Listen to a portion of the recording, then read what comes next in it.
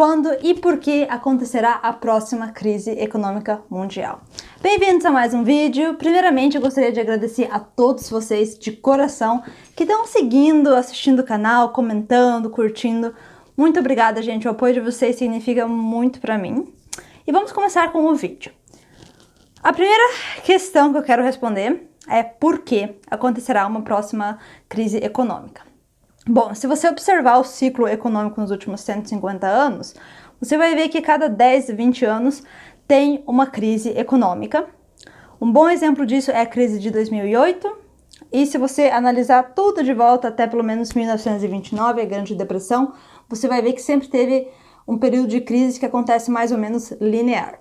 Eu acredito que a próxima crise econômica acontecerá em 2021, e o motivo dessa crise acontecer é o mesmo motivo de todas as outras crises, é o controle mundial. Mas o que eu quero dizer controle mundial?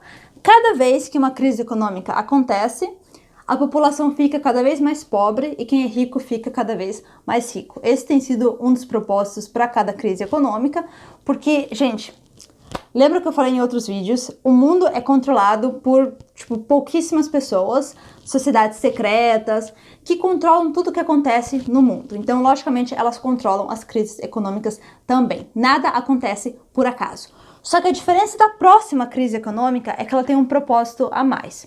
Eu acredito que esse propósito é aniquilar o uso do dinheiro de papel e trazer a sociedade para um sistema financeiro completamente digital. Por que isso? Porque um sistema digital é muito mais fácil de controlar. Por exemplo, se eu pegar uma nota aí de 20 libras na minha carteira e ir no mercado comprar alguma coisa, ninguém sabe o que eu comprei, quando eu comprei, aonde eu comprei.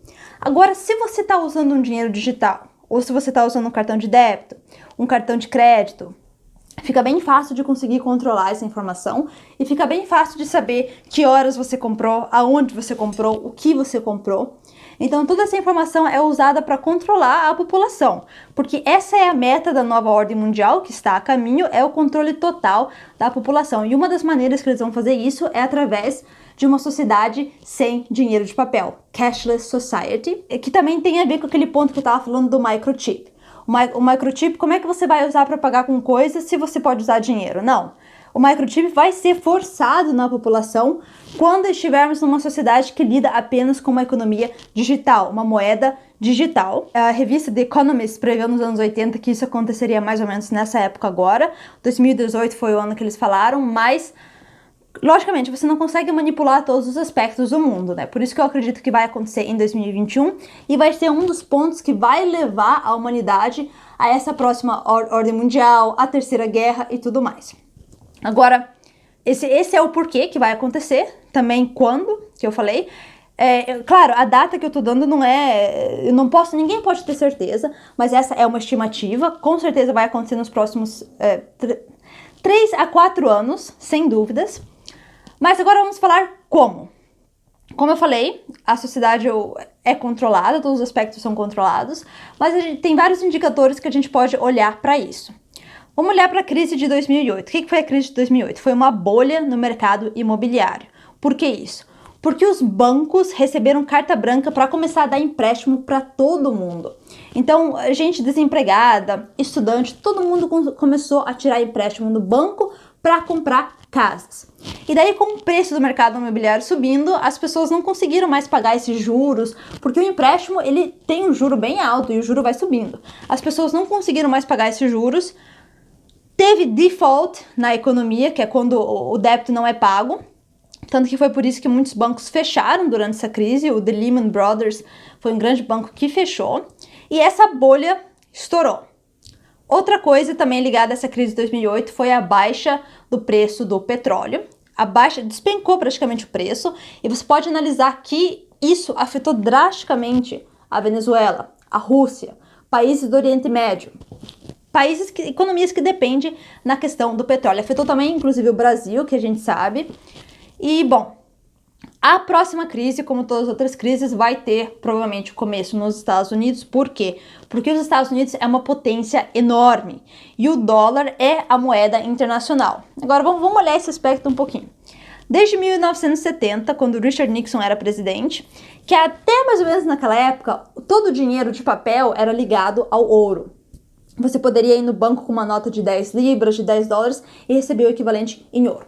Mas desde 1970 o dólar parou de ser ligado ao ouro, tá? Ele virou uma fiat currency, assim como todas as outras notas de papel. O que significa? Elas não são ligadas a nada. Elas são apenas papel. O que não é sustentável, logicamente, porque toda a humanidade, a história da humanidade, os humanos usaram como dinheiro metais preciosos. Ouro, prata, copper, não sei o nome em português, bronze, Mas agora tá essa história do dinheiro fiat, que o dinheiro não é ligado a nada. Só que o dólar foi ligado também nessa época do Richard Nixon, foi ligado ao petróleo. Por isso que hoje a gente tem algo chamado petrodólar, o que significa que o petróleo só pode ser vendido e comprado internacionalmente quando usado em dólar. Por isso que, por exemplo, sei lá, qualquer país aí no mundo, quando for comprar ou vender o petróleo, tem que ser feito em dólar. Por isso que o dólar é tão poderoso e por isso que a economia americana também cresceu tanto. Agora, a partir do momento que o petrodólar não for mais usado, a partir do momento que o dólar americano não for mais a única moeda usada para trocar comodidades, não apenas o óleo como outras coisas, aí a gente vai ver um despencamento no dólar. E se o dólar despencar, logicamente isso significa mais uma crise financeira. A gente já vê China, Rússia, Irã, Iraque, Síria, até mesmo Coreia do Norte, já tentando trocar outras comodidades no seu próprio dinheiro, ou seja, a Rússia comprando em rubles, a China comprando em yuan e por aí vai. Isso o mundo já tá saindo dessa questão do dólar, só que enquanto a Arábia Saudita ainda usar o dólar pro petróleo, o dólar não vai deixar de ser essa moeda forte, mas em algum momento isso vai ter que acontecer.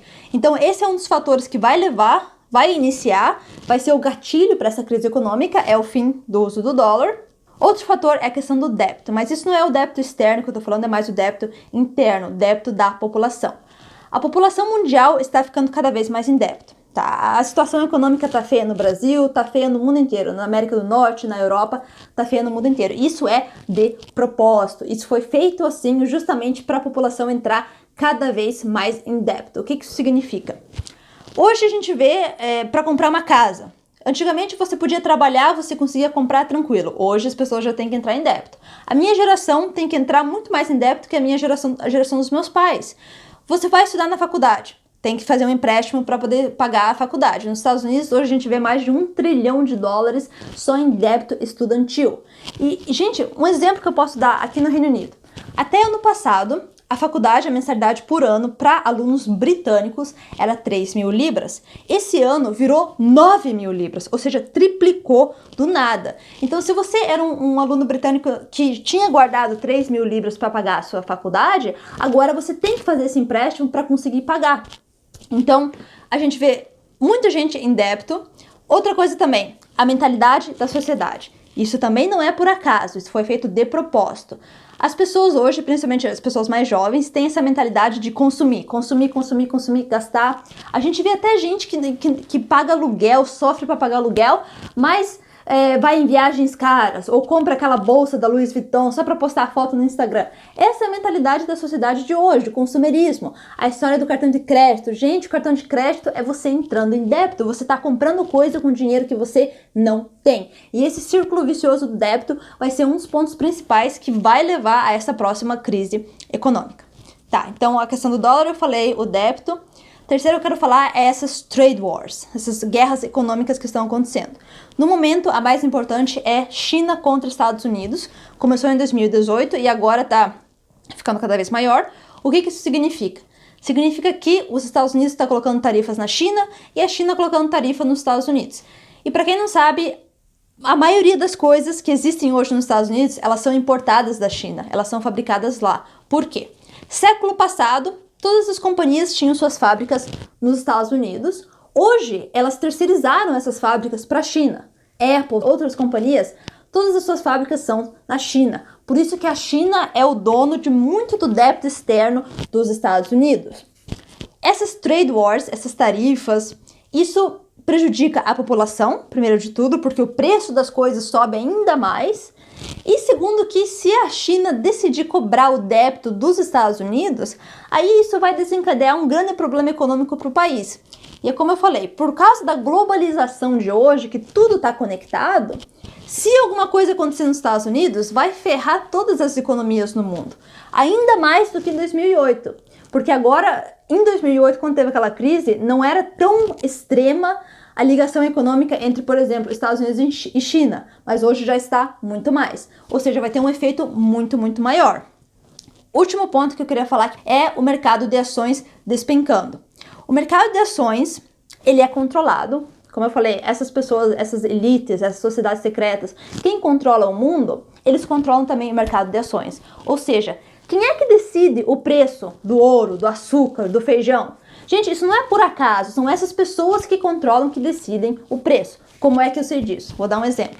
Em 2016, quando o Trump teve as eleições nos Estados Unidos, eu investia no mercado de ações naquela época, e os rumores que todos os economistas financeiros, todo mundo falando a mesma coisa, se o Trump ganhasse, o preço do ouro iria subir. Por quê? Porque o ouro é uma commodidade que quando tem vulnerabilidade política, o preço do ouro sobe. Porque o ouro é uma das coisas mais seguras que você pode investir, porque o ouro sempre vai ter valor econômico. Agora, todo mundo investiu que o ouro fosse subir quando o Trump foi eleito, inclusive eu, ou seja, 90% das pessoas estavam investindo nisso, só que o que aconteceu foi o oposto. Quando o Trump ganhou, o preço do ouro despencou.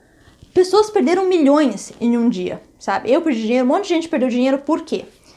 Eles conseguem monitorar, eles veem, a maioria das pessoas está investindo que o preço vai subir, então a gente vai baixar o preço, que todas essas pessoas vão perder o dinheiro deles e vai vir para nós.